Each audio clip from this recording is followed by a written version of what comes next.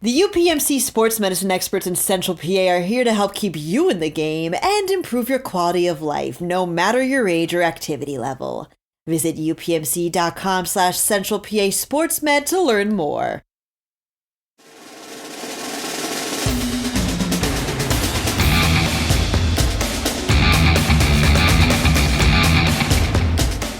Welcome, everybody, to another edition of the Pennsylvania High School Football Report.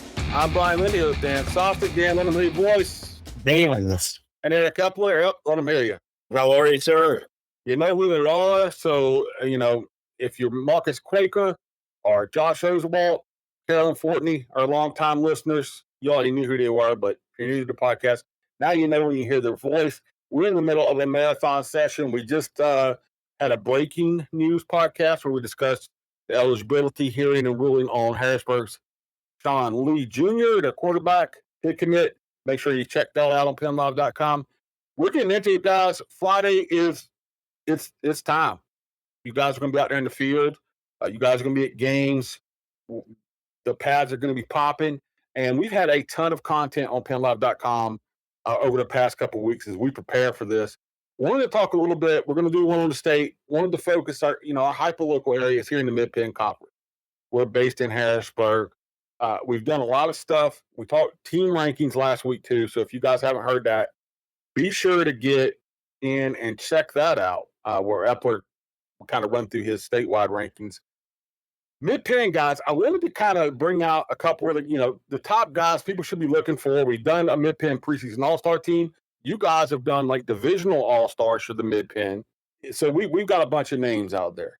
And I was just looking across the Mid-Penn all-star team. I put together the preseason one. And, I feel like, it starts off with Stone Saunders, right, guys? Got a chance to break all the state passing records maybe this year. A lot of the big ones that Alex Herbie just broke, the Bishop McDevitt quarterback. We know about him, right? Got some good running backs as well. Anybody jumping off the list for you guys off the rip heading into the season, people need to be looking out for all-stars that you guys picked up as you put together your preseason previews that you want to talk about. Oh, well, I mean, mentioning Stone Saunders is interesting just because I kind of feel like I've talked about this before, but it almost feels like we just kind of have not moved on. That's not the right word, but he's been so good for so long. He's been committed to a school for so long, and he's already won a state championship as a sophomore. You kind of forget about it. I feel like we almost sort of did this with Alex Irby a little bit last year, and then like in their senior year, you start to really appreciate them when they start approaching all the records, and Stone's about to break all these records. So I think it's good to just give Stone some more shine, because everyone can say they were in the Keystone division or whatever, but I mean he put up like 45 points against an Aliquippa defense at a state title game. That's a heck of a football player. I think that kind of nullifies any argument against competition or whatever. And so excited to see what he does his senior year. I think because we did that whole records monitoring last year. Looks like we're gonna have to be doing that again this year. This time we'll just be texting probably Rob instead of Alex Irby to get the weekly numbers. It's interesting. He started off as the number one quarterback in Pennsylvania.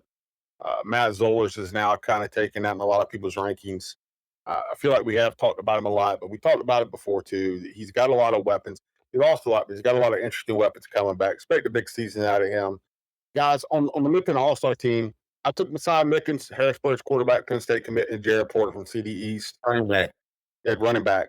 One of the games that really just sticks in my mind, Dan, I think you covered it, was Jared Porter against Harrisburg last year. To me, that took Jared Porter from being a good player to I think I'm probably as high on him as anybody in this state. Yeah. He was special that game. What have you seen from Jared Porter? How do you feel about my take on him? That I think the kid's special. Well, I'll tell you who agrees with it. I think I've told this story on the podcast too, but I remember right after that game, Lance Dean, head coach of CDC, he was mad that they lost, obviously, because that was a game they easily could have won. And if you beat Harrisburg, that's CD East, that's a big win for that program. You could tell how proud he was of that performance Jared Porter put on that game, because Jared Porter is not a kid that seems super big on talking about himself, right? He's not exactly like a self-promoting running back. And Lance Dean just kind of turned to me and said, "That's the best running back in the state. Yeah, you can please print that somewhere. He's the best running back in the state. I don't care what anyone says."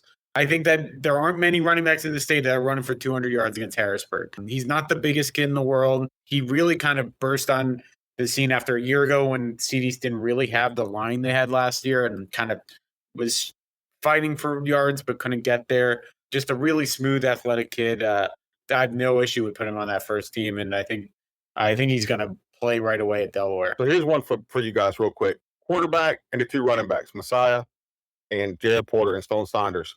We're talking about this being our preseason Mid-Penn All-Star team. Is there anybody that could knock those guys off at the end of the season for those three spots? Anybody who could knock them out of there at the end of the season and be, replace them on the final All-Star team? Well, Porter's going to get a lot of chances to be even better than last year as far as production wise, just because, there's some question marks, the rest of CD's offense, really. I mean, John's obviously been a quarterback now. It's his third year, so they'll get some more production there. And maybe it's not as heavy driven, but, I think a lot of people forgot, Porter averaged like, I don't know what it was, like 8 plus a carry, which in that conference is really ridiculous. I mean, you might expect that somewhere down the road at a small school where you have a bruising back in the conference, you know what I mean? A guy who's rushed for 2,500 yards or whatever. But when you're carrying 8 plus in the Commonwealth Division, that sets you apart. It really does. So I think Porter's going to get every opportunity. We don't know how it's going to be distributed to Harrisburg. We talked a little earlier about all the pigskin that can go around in that place. And if Harrisburg gets that running attack going, they're going to stick with it. They don't want to deviate from the plan. So that could be interesting to see, what the production is, or at least what the shareability is between a guy like Mickens and Ewell, who 1,200 yards last year. And of course, Deontay Sheffy is now there too. So, that could be an interesting scenario coming out. And, when you look a little further down, a team like a guy like Grant Hall at Big Spring, I mean, could have an explosive season. The other guy I was thinking of was Preston Burnett on Gettysburg. They're better up front at Gettysburg. They've been working all off season to tighten up defensively. A lot of those guys played both ways. You're going to have 3-4 guys who are maybe not full-time starters, but damn near it. So at Gettysburg too, and really in a division that I think we all agree is wide open. So a guy like Burnett could certainly have another great year. It's hard to argue against the two you picked. It really is. At quarterback, can anybody make a run at Stone? Could Drew Brandstetter at Camp Hill make a run at him? Could Eddie Corkery make a run at him at State College? I think Drew Brandstetter might be able to generate an argument because I think he's going to put up numbers. I like watching that as scrimmage. I went to their scrimmage against Susquehanna Township and watching them play.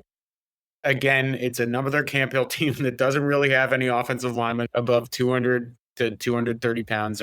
It's a pretty small line, and it's going to be a lot of Drew Brandstetter rolling out, and a lot of him having a feel with having that chemistry with Noah Doy, and I believe who is on your overall All-Star team, Alex Long, who I think is a really underrated wide receiver. I think that kid's really good. That kid's 6'3", 200. Yeah, he's really good. Like, he started getting some offers recently, and I think that he's got good size and they've got good connect. I think there's a chance Drew Brandstetter just throws for like 40, 45 touchdowns this year, and then Stone Saunders in a tougher division where you're going against Harrisburg and CDs maybe doesn't have quite the 50 touchdown season. I still am putting if I had to make a pick, I'd pick Stone Saunders, but I think Brandstetter, Corkery's another good pick. Yeah, Evans. Yeah, I was going to say to her, just because I think his accuracy has really improved dramatically over the last 2 years. I think they're better set up front. They're still a little young up front, but they've got the bodies. And, obviously having a guy like Lex Cyrus on the outside and Jared Kern on the outside, who's probably, I don't know, I know Kern's got offers, but as far as attention-wise, I think he's probably one of the most underrated athletes that we have. He's going to have a monster year too. So, that's a potential blow-up spot too there for TD Evans. So you've got some choices out there, that can maybe be thrown. But Stone's been so consistent. 3,400 yards as a sophomore, 3,500 yards last year, and they didn't even make it to the championship game. With the emergence of Dominic Diaz and some other guys, it's hard to bet against Stone. Yeah, I think we all think that he's probably got the numbers are still big, but he's probably got a really good chance to break those same records that Alex Herbie did, passing records last year, and walk out of here as Pennsylvania's one of its greatest passers statistically. I think he'll get the touchdowns. barring no injuries and things like that. He needs 20 to tie the record. I think that's well within reach. The yardage wise is a little different. I think he needs 3,000 plus, and that's even though he's made it probably look simple over the last 2 years. You still need that deep run, and anything can happen. You get knocked off. They've been knocked off in districts before. It hasn't happened in a long time, but now being up in 5A, it's a little different. I still think they're the favorite, but it's just a little different. The UPMC sports medicine experts in Central PA are here to help keep you in the game and improve your quality of life, no matter your age or activity level. Visit upmc.com/Central PA SportsMed to learn more. So again, one of the reasons why we're kind of running through this is just kind of give you guys an idea of some guys to be looking out for this year. We like to talk about players to watch. The wide receivers were Lex Sowers from Susquehanna Township. He's a South Carolina commit, a senior, speedster, track state champion at one point. Josh Smith from Mechanicsburg, another senior, caught 72 passes last year.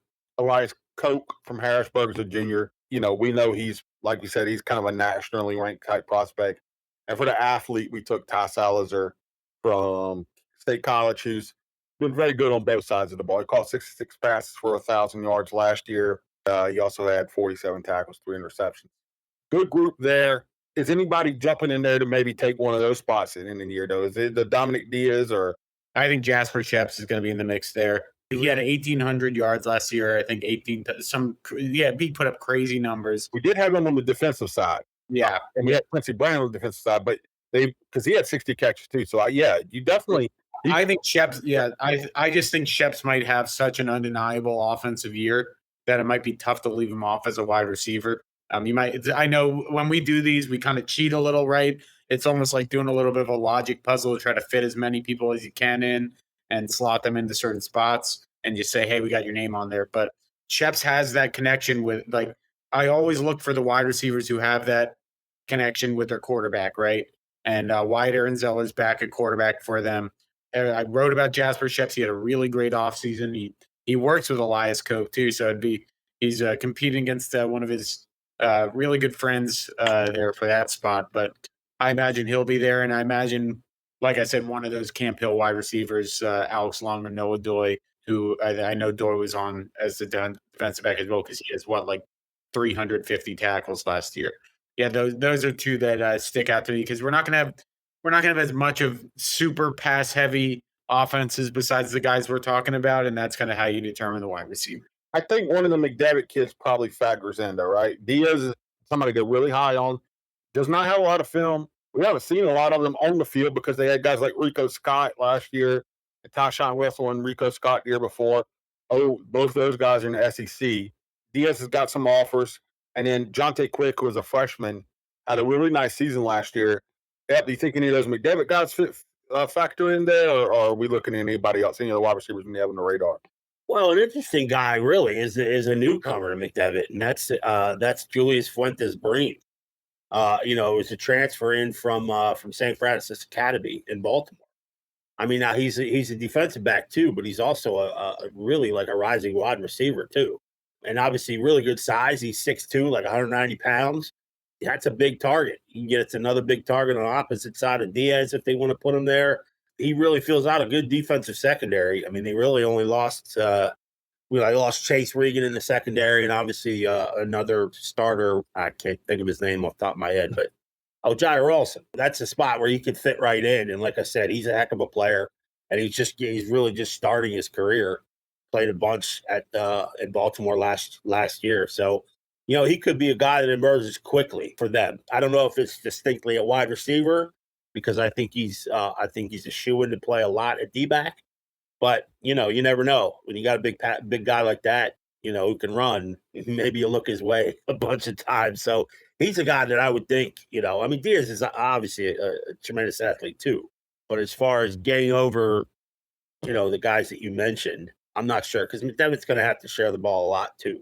They've got an embarrassment of riches, and for skill position guys as well. Jump to the offensive line: Kevin Brown, Harrisburg Jr., Tyler Mill, the Big Oak at Cumberland Valley Jr. Two of the best. Are you sure? Are you confident that those are the right picks? I think so. Yeah.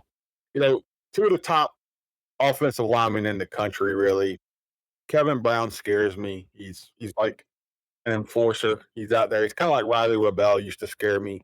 Okay, I watch his film, and I don't want to play against him. Those two guys, locks, Dan. The other three guys we put on here, Calvin Troutman from Altoona, who I think was a really good player last year, had an under-the-radar season. By the way, Altoona's interesting to me. Yeah, they're way out the way. They've not been great, but you know what? They got Bron Mosley coming back, who had like 1,500 yards last year. They got a couple linemen coming back. I don't know what they got, but who knows? They might be a little tougher than maybe some people expect. But Calvin Troutman's 6'2", 285-pound guard. He had a really nice season. Had some good film last year. Gunnar Hill, who's been a really good lineman for Cedar Cliff, 6'3", 280. And then Yendor Mack, who had at Susquehanna Township, had a really good offseason. Anybody else in the lineman, the big fellas, really that you guys think might should be in that mix at the end of the season or could be? Yeah, I like the picks. I mean, Hiller's a guy that we like a lot. And you mentioned Zach Coleman, right, from Central Dauphin? I did not mention Zach Coleman. Zach Coleman's a guy too. You put him on defense as well. I mean, he's a two-way guy. Is really going to be the anchor on both sides of the scrimmage for the Rams, who are really desperately young. I mean, they are truly rebuilding. They've got some nice people, some nice skill guys who are up and coming. But right now it's just sort of feeling their way and trying to get that offensive line and defensive line shored up. But Zach Coleman's a guy that they're really going to rely on. So I would look to him. But again, it's, you might slide him on a defensive line. He's that good. I do think Mason Lubold at the Susquehanna Township is pretty good as well. And, in the years past, we've gone on this podcast and said, are they going to be able to block up front? But I think they got at least two pretty good ones in Lubold and Yendor Mack. And also Northern York actually returns a couple linemen that, Cole Bartram ran for a lot of yards that last year, and a lot of it was on him. But you got to give some of the credit to the offensive line for Helmer for almost like a 2,000-yard rusher, and they returned some starters. I think Jorge Castillo, I believe, is back, and Connor McManus, I think, is another guy. So I'm gonna just give a shot because I don't think we've talked much about Northern York this year because again, when you lose a 2,000-yard rusher, it's hard to kind of picture what you're going to look like the next year. But they do return some linemen from a team that knew how to run block pretty well. So, well, not to get too sidetracked, but I will say that is one of the more interesting stories, Epler. We know that before Cole Bartram, there was Kyle Schwartz, getting good too. Went to Army to wrestle. I don't know if he's still wrestling there or what. But he had a couple monster seasons too, Dan.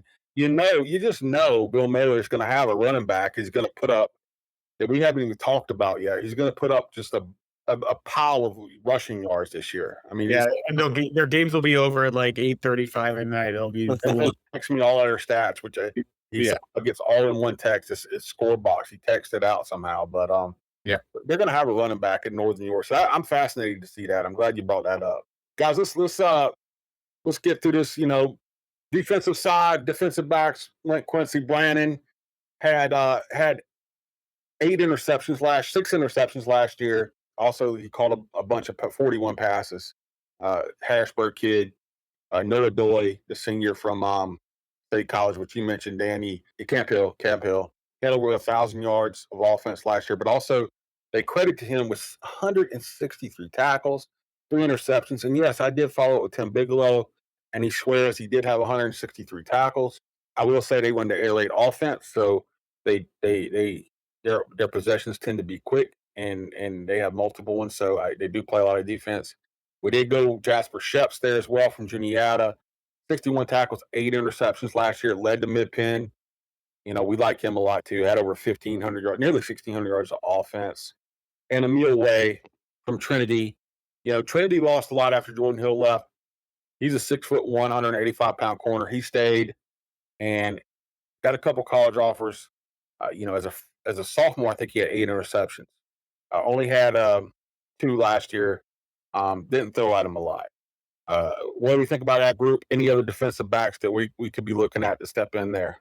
I've been a big Brandon supporter I just think that kid, again, it's one of those things where you just kind of feel, you just watch him play. You're like, this guy he understands what's going on. Like, the game moves pretty slow. He reminds me a lot of Trayvon Diggs a little bit on the Cowboys. Sort of, he is gonna gamble a decent amount, and I think he gets away with it a little more because at the high school level, he's pretty good at gambling. I think he can read these quarterbacks really well, and he just makes these big splash plays. And when he picks off a pass, too, it's a red alert for the opposing team because there aren't many offenses that are going to be able to tackle him. He's just a really fun player. When we talked about Sean Lee and the eligibility stuff, that was one thing I wrote about, was how losing Sean Lee as defensive back hurts because he's an all-state defensive back, but they've got him and Kymir Williams. So that's going to be it's not going to be easy to replace him, but they have 2 guys that have an argument for that spot. So I think Brandon, I don't know if he has a Division I offer. I don't even know if he has an offer yet, but he's a guy that I feel like will be tweeting out some offers before the season ends. If anybody in the defensive back side you think it might knock those guys off or belong in that discussion? I actually think Coke could have a pretty big year in the secondary as a safety. Obviously we talk about his leaping ability and, being able to high point the ball and this and that. I mean, he's going to be first back there. I agree completely with Dan about Brandon having a stupendous year. Noah Doy's just everywhere. No matter what sport he plays, he's just everywhere. He's one of the best competitors that we have in the conference, and again, that's multiple sports. Again, Sheps is been unbelievable. I think that kid could start anywhere on any team in the Mid-Penn Conference. Mm-hmm. It'd be tough maybe to get him the ball at Harrisburg, but he was 4th in the state in the long jump, so it's not just like a small school guy compiling stat. That's the thing. Like, people forget. I mean, Junior High is a 4A school. It's the same as McDevitt was until this year. You know what I mean? It's just that they sort of get lost. They don't get the media coverage up in that neck of the woods. But that's a kid, and even their quarterback who doubles at line, a tremendous linebacker, Wyatt Ehrenzeller, is a tremendous athlete too. And they've got a bunch of guys in that pocket, and Lime Mountain's got some guys, and Upper Dauphin has some guys, and it's just sort of they're not familiar names to the Mid-Penn masses because they really haven't been Mid-Penn members for a while until a couple of years ago when they rejoined, and so those 2 guys are 2 to look out for. But the D-backs you mentioned pretty good and obviously very, very productive. And I mentioned Grant Hall. He's another guy to watch in the secondary as well. So some of the guys too, I think they're going to be playing like hybrid too. They'll be, they'll play more OLB than they will defensive back. Watch for Nas Fuller too from Steel High. Yeah. That kid's a really good athlete. And Ymir Caesar, who's Rel Caesar's our defensive player of the year last year's brother. Steel High's, I think they even acknowledge, it's a rebuilding year, but it's mostly because of the trenches where they have to replace their entire trench. They still have really good players at a lot of other positions. So Nazir's a speed guy. He's a guy we haven't talked a lot about, but he flashed in the state title game some. Yeah, he runs a 4.40. So the guy I slid in here on the first team defense athlete position was Kymir Williams from Harrisburg. He's been there 4 years, 5'11", 185 pounds senior. He's been producing for 4 years. If you watch the film, he's playing a lot of safety. He can move up in the box. He can make plays there. When we say athlete, it's a guy that can play multiple positions. He also caught 32 passes for 397 yards. I think he's kind of almost like, he's not as productive, but I think he's kind of like their Jayon Perry. Like, he's got a little bit of that dog in him. He does a lot of the dirty work for him. It's the capital F football. Like, he literally is just like a guy that I think if you gave, like, if you did a draft of like guys coaches would love to have on their football team, he might go above some of the like top-notch recruits across the state just because of how versatile and tough he is. He's just always making big plays. And I love guys that play bigger than their size. He's one of those. I thought linebacker was tough, and if you want to say anything about athlete, you can too. But I just wanted to throw the linebackers out there, keep us moving a little bit. I thought it was tough. Michael Gall, State College, has been great. Had 107 tackles last year. Caught 26 passes too. Jacob Ness from Trinity, he's another guy. When Trinity lost a lot of guys, he hung in there. He had 133 tackles last year. He was great. He's a senior. And then Zach Brown from CD East, who is electric. He's a great athlete, 6'2", 220-pounder, has some college interest. But I think linebacker is one of the deeper positions on defense as far as guys who produced last year. Anybody stand out there for you, Ep, or you, Dan, that maybe could be in this mix at the end of the year, or maybe should have been considered here? Talk about Wyatt Aaronzeller. He's had a great two-way career. Yeah, Aaronzeller's had a great year. Effort Savage at Upper Dolphin is a guy that's been super productive. Noah Ringus, I believe, obviously plays linebacker. Even a guy like Hockenberry at West Perry. Yeah, he's been tremendous for them. He's going to be wore out by a lot of fourth quarters because they're going to run him a lot. This year without the services of Mr. Quaker. So he's going to get the rock a lot, but he's in on everything, defensive wise. So I like him at linebacker. I think he's a guy who could maybe squeeze in. And then you've probably got. You're right. I mean, we're very heavy. We're sort of always blessed in a couple positions, in PA, but in sort of central PA, I think we're even more blessed with these guys who are just so versatile, and for me, like a defensive athlete, it's got to be a guy who returns punts too, like Kymir does, and it's just one of those things where you can put them up anywhere to be successful. So Hockenberry is one of those guys, and there's a bunch of those guys in the Capital Division that may not reach the echelon of this, like preseason All-Stars, but they're right there as far as production. We didn't mention Angel Luciano as well from Steel High, got a Syracuse offer. He's going to be a big time player as well. I know they're super high on him too. So that's another guy I would look at that position. Here's one for you guys, and I know it's just slipping your mind because I know you like him. He had 63 tackles last year. I expect that number to shoot way up. Maurice Barnes, Bishop McDevitt. Yeah. Mike Hephart's gone. Those guys are gone. They ate up a lot of those tackles last year. We talked about now that they got the young guy, LaRue, who hasn't even played a varsity down, Jerome LaRue, that Dan wrote about, who's got a Virginia Tech offer. They got Nazir Jones-Davis, who had over 1,000 yards back at running back as well. Maurice is a good running back, but I mean, if they turn him loose on defense this year, I could see him blowing up and he might be in the Defensive Player of the Year talk at the end of the year with his explosiveness if he plays like he could possibly play. Another guy to quickly shout out to, because when we talk about Camp Hill a lot, we do talk about their offense. M.A. Scaringi is linebacker. That's who Tim Bigelow pointed out, as he thought it was his pick. I don't know if I'm blowing his spot, but he listed him as his pick for the Defensive Player of the Year for that team. Tackles last year. Yeah, and he was just a sophomore. I think they are expecting huge things from him. And Camp Hill, for again, as much as we talk about their offense, their defense was pretty solid last year for large stretches, especially when they start playing really well in the postseason. That West Catholic team that they played was no slouch. They had some guys going to Boston College and everything. They did a really good job shutting them down. I think M.A. Scaringi is another guy that deserves some shine there, might be in the mix towards the end of the season. One guy, too, I just want to mention, too, we have not mentioned anything about East Pennsboro, is J.J. Brossard. I think, I don't know how much. I mean, he'll play linebacker, of course, because they need him to. But he's going to be so influential in the offensive scheme there, being, back after a 700 or 800 yard season. And obviously with Keith Otis moving on.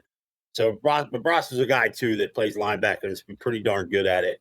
And East Pennsboro traditionally they have that defense that kind of muddies things up and kind of makes you work for everything. And he's going to be a big part of that. So he's a kid to watch on both sides.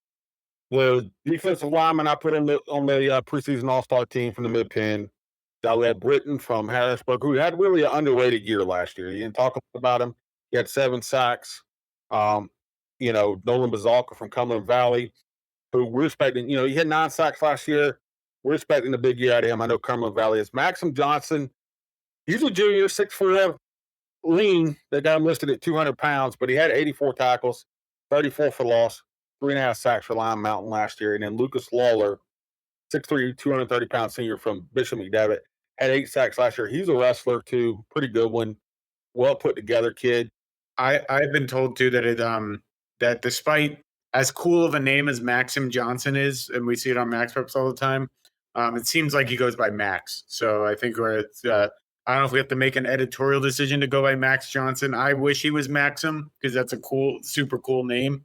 But it sounds like he's a Max guy. So maybe we have to get him on the pod and get the official term because I think, 14 and a half sacks as a sophomore last year in a division playing in Division II that they don't really pass the ball that much. Like they're going against Susquehanna and Juniata, which pass a decent amount, but it's a pretty run-heavy division. To get 14 and a half sacks as a sophomore is pretty impressive.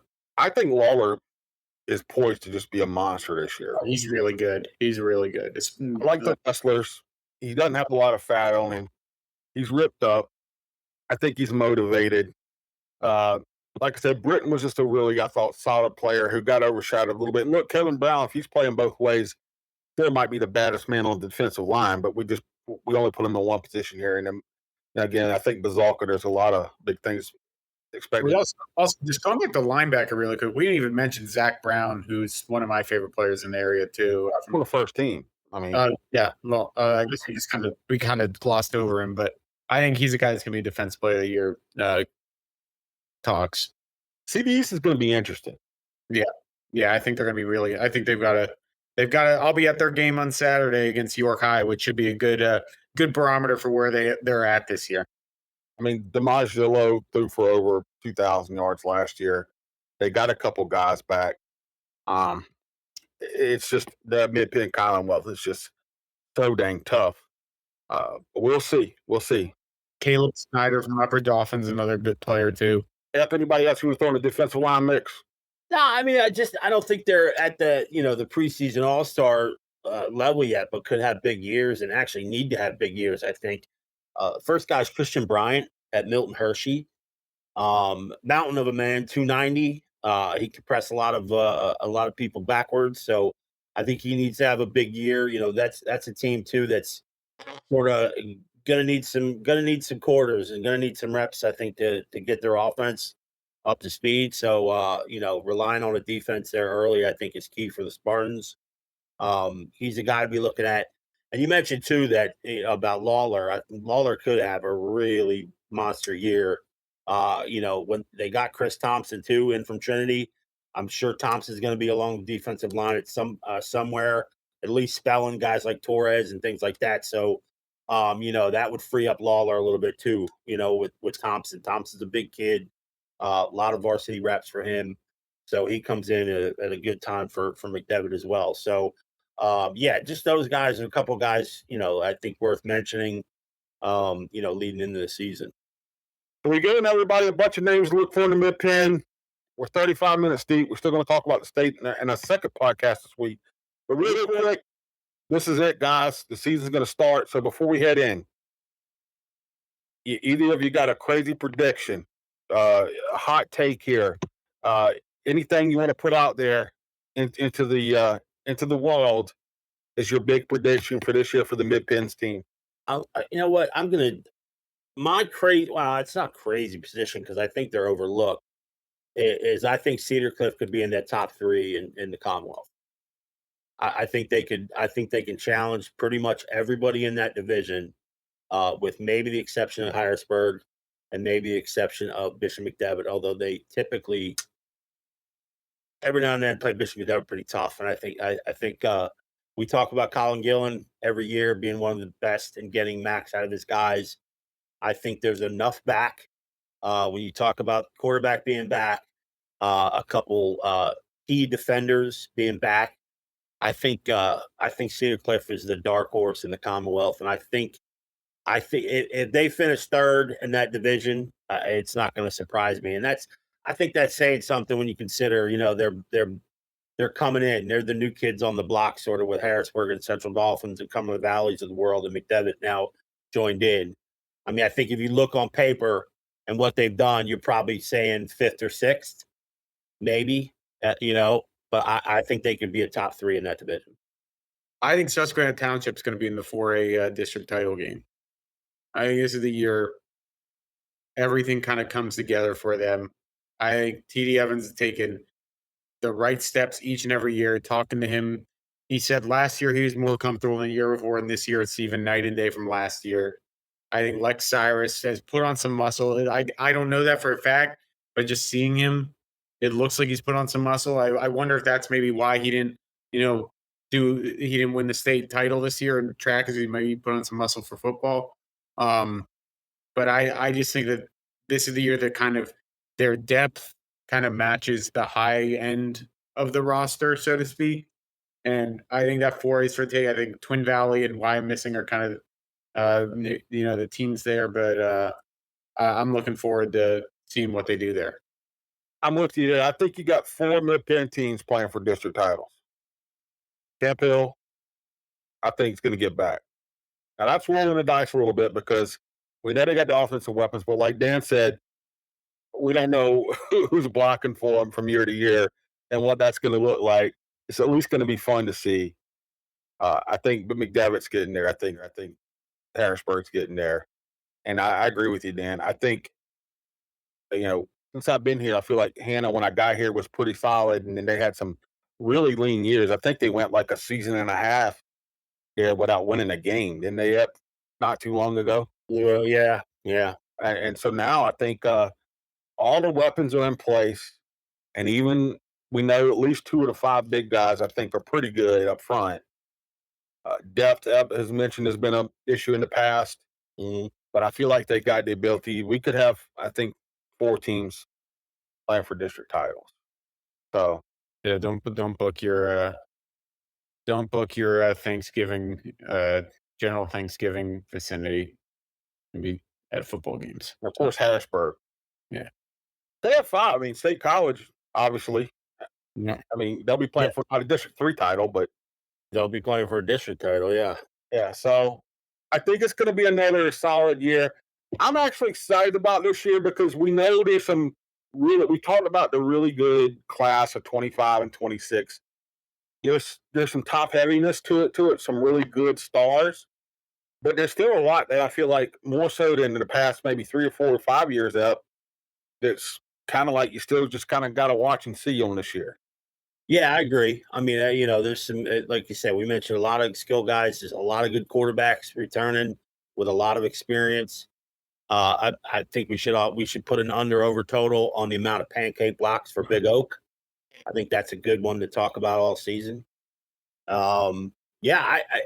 It's always fun. I mean, like I say, getting the season, anticipation of the season is great. But, once we get in the grind and go week to week and seeing how these teams develop is where it kind of piques my interest, and watching some of these guys that we think are going to rise up. And there's a long list of guys that we have, and we all did, probably a combined 40 newcomers to watch amongst the 4 divisions.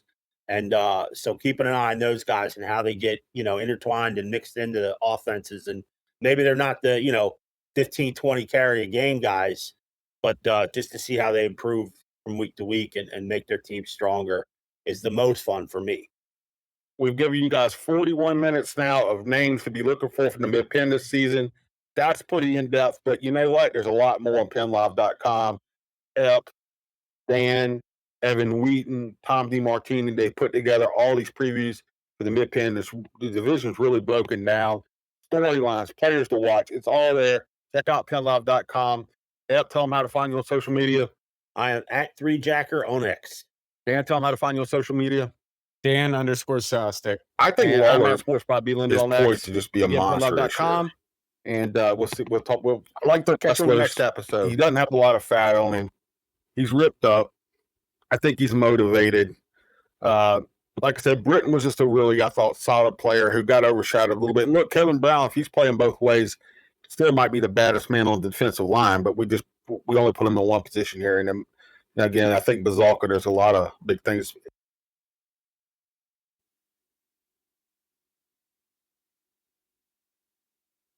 On the first team. I mean,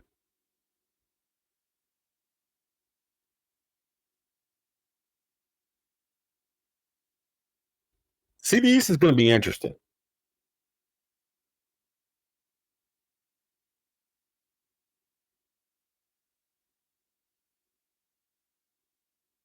I mean, DiMaggio threw for over 2,000 yards last year. They got a couple guys back. It's just the Mid-Penn Commonwealth is just so dang tough. But we'll see. We'll see. So, if anybody else who was throwing the defensive line mix?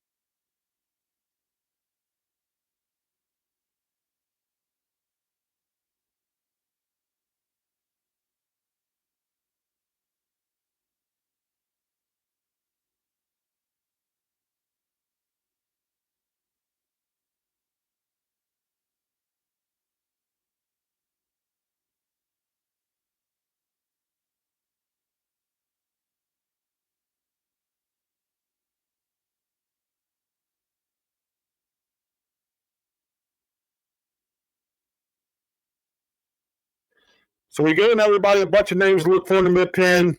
We're 35 minutes deep. We're still going to talk about the state in a second podcast this week. But really quick, this is it, guys. The season's going to start. So before we head in, either of you got a crazy prediction, a hot take here, anything you want to put out there into the world is your big prediction for this year for the Mid-Penn's team, any Mid-Penn team.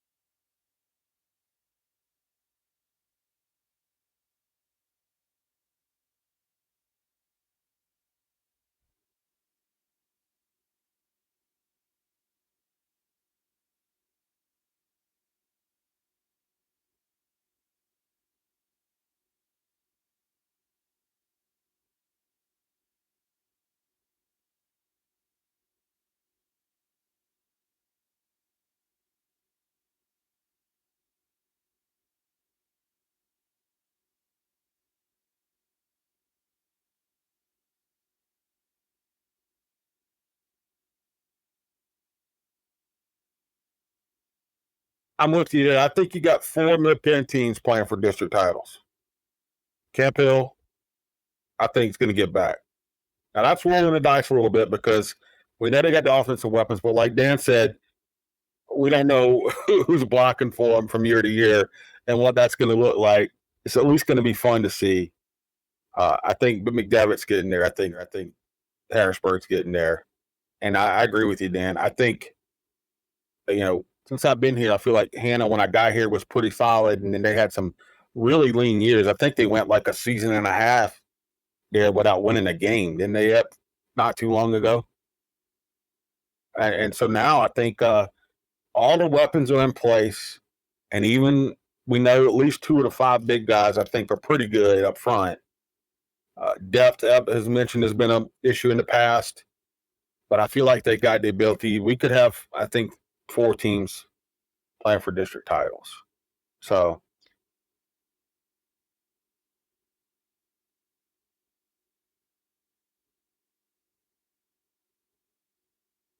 and of course, Harrisburg. They have 5. I mean, State College, obviously. I mean, they'll be playing for not a District 3 title, but yeah, so I think it's going to be another solid year. I'm actually excited about this year because we know there's some we talked about the really good class of 25 and 26. There's some top heaviness to it, some really good stars, but there's still a lot that I feel like more so than in the past maybe 3 or 4 or 5 years up that's kind of like you still just kind of got to watch and see on this year.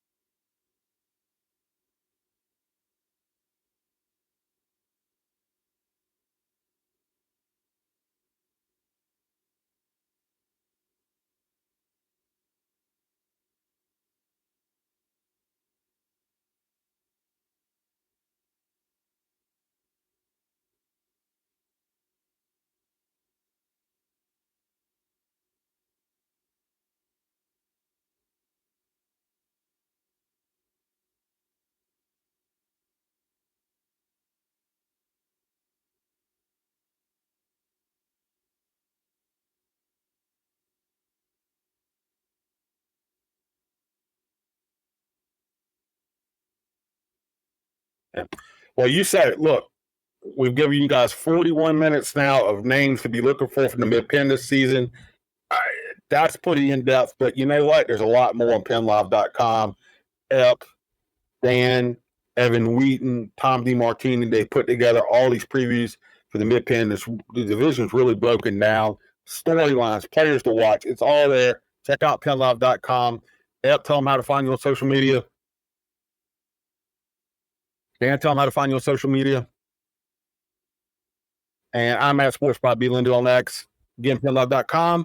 And we'll catch you on the next episode.